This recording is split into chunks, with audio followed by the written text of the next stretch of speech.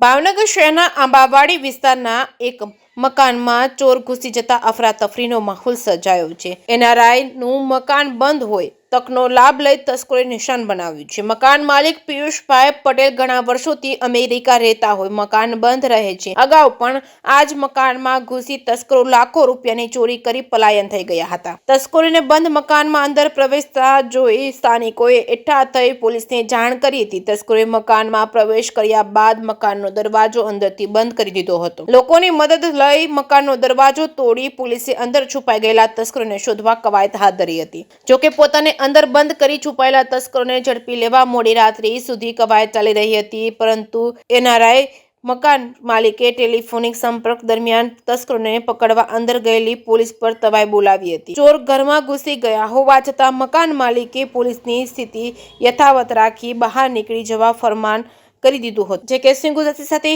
Hiren ભાયણી, Bhavnagar.